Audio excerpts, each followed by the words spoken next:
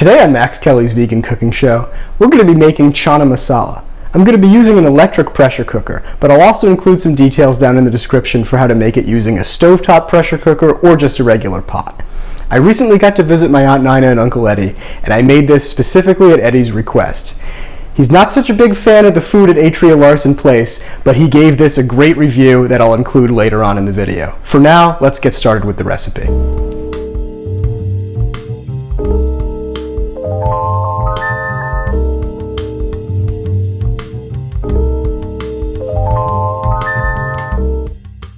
We're going to start by prepping our fresh veggies and aromatics. First, we're dicing 3/4 of a large red onion, mincing 3 large cloves of garlic, and finally dicing a jalapeño or serrano pepper.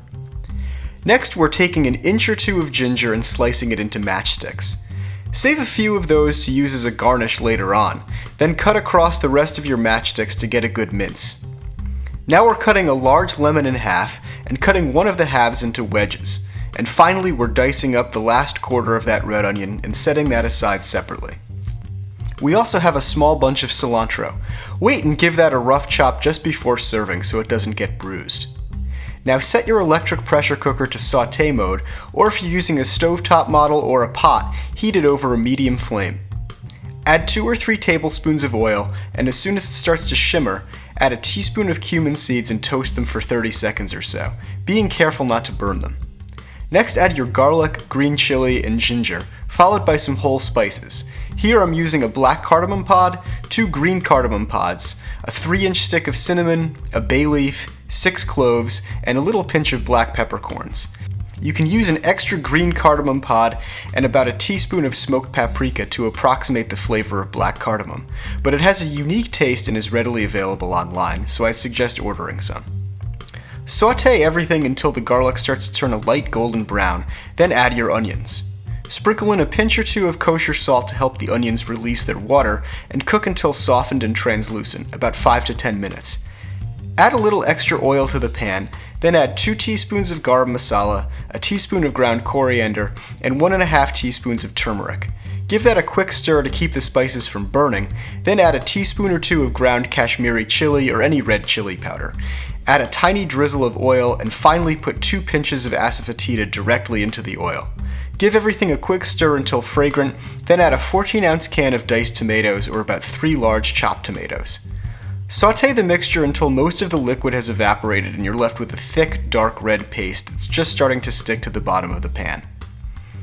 Now we're adding a cup of dry chickpeas that I've soaked overnight, rinsed, and drained.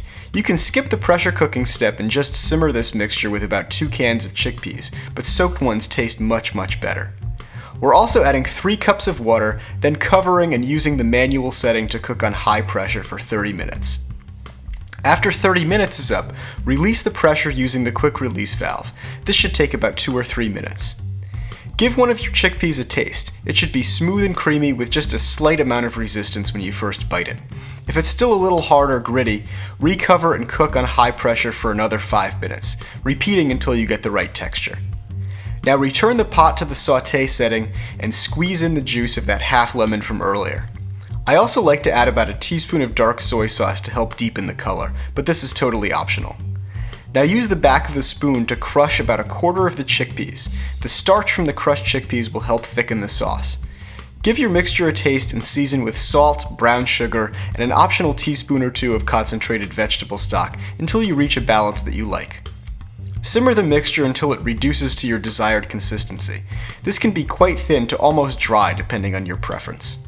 Finally, remove the cardamom, cinnamon, and bay leaf. The cloves and peppercorns will have softened to the point where you can leave them in and eat them.